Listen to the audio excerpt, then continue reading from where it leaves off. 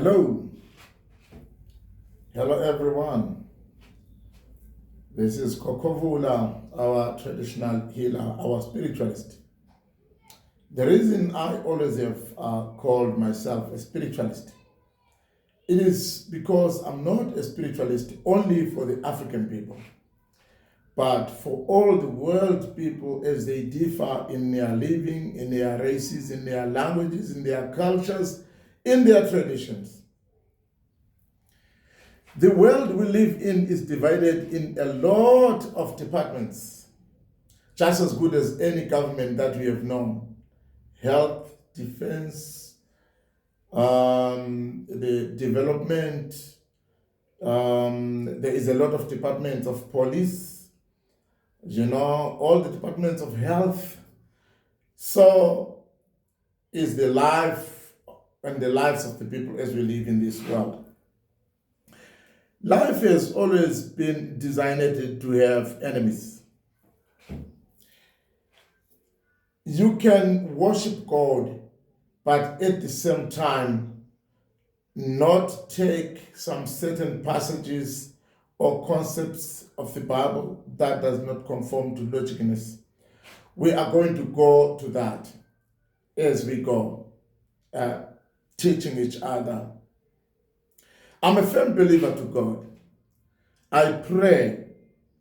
And I've come to wonder why people have always wanted to make those who are African in spiritism feel that God does not accept them, God does not want them. For in some other verses that I will go through with you later, you find Africans mentioned in the Bible, not as demons, as bad people, but as the people of God.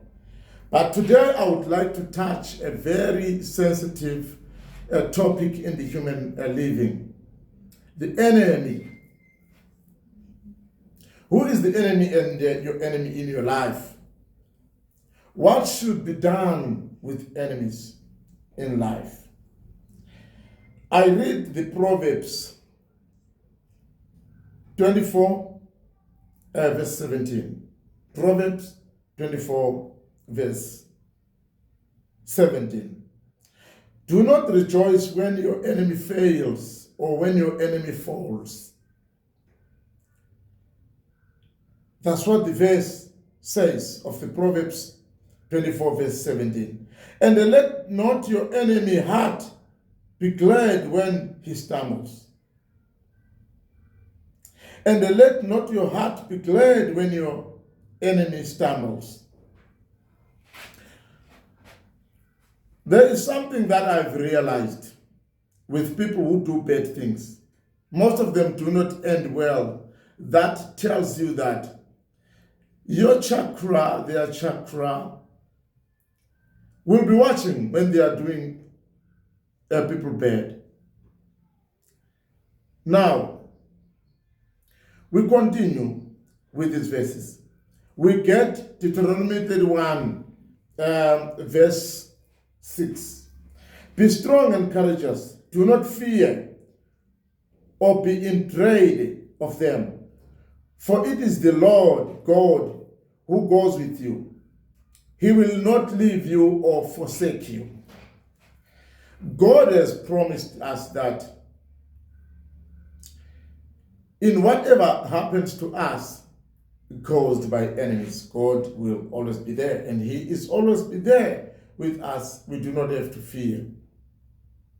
But this does not justify that we have got to just sit and leave everything to God. We need to pray, reminding God to take care of us, to intervene in the problems that will have occurred in us, troubling our souls and our bodies.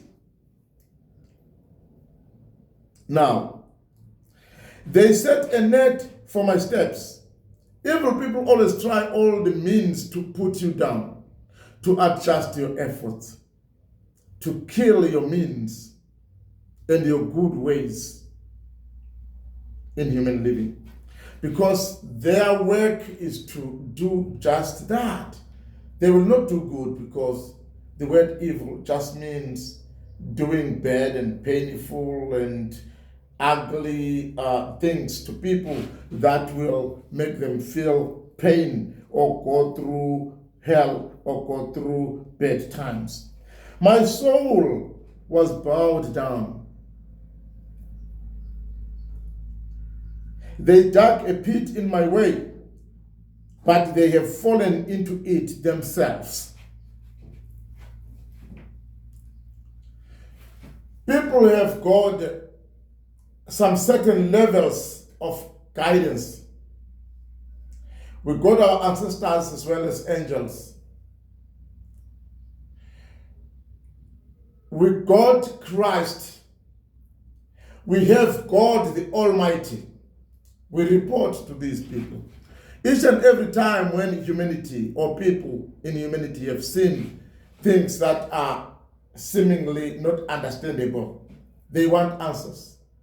Wanting those answers, people pray to God. People consult with their ancestors, with the oracles, to find out about the mysteries that they will have seen in their lives. And they always want answers, and the responsive answers in terms of vengeance and all that stuff. The Bible doesn't restrict us to fight the wars that will have been directed to us. But the Bible has always restricted and governed us not to destroy earth and the world by always destroying our enemies. Let them live and see your success.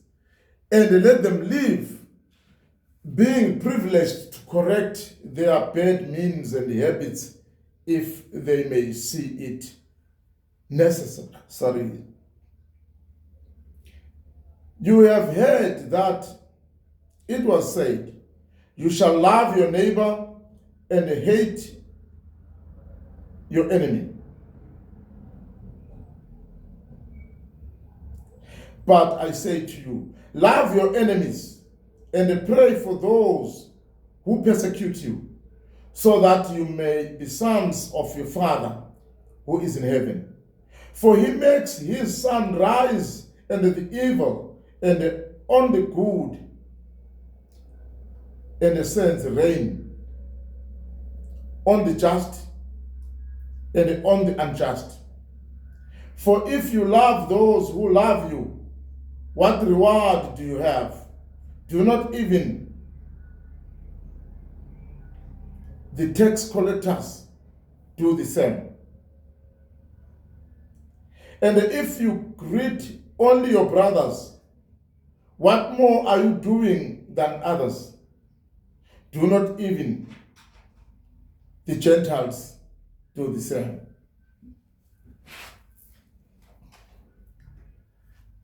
These verses are persuading us to build communities and societies that are livable with love, regardless of the bad wishes to us by our enemies.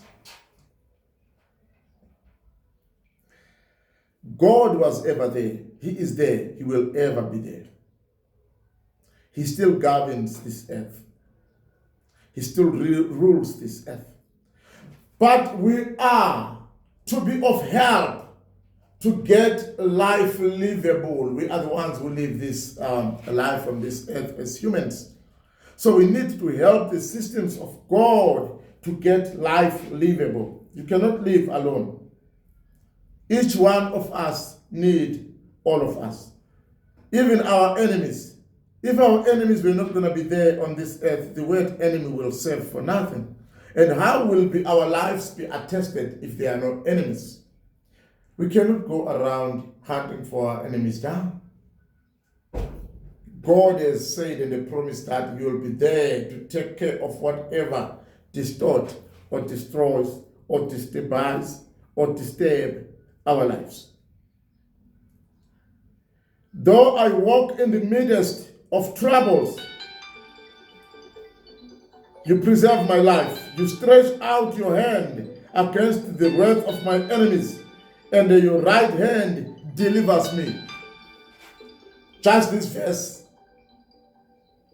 is a person who would have seen the work of God in him to lay an extended hand to protect him from enemies. So you don't have to do the rest by your own, for God is there to guide you. We don't wish our enemies to die, but we wish God visit them, try to correct and contain them, or remove them if you have deemed it necessary.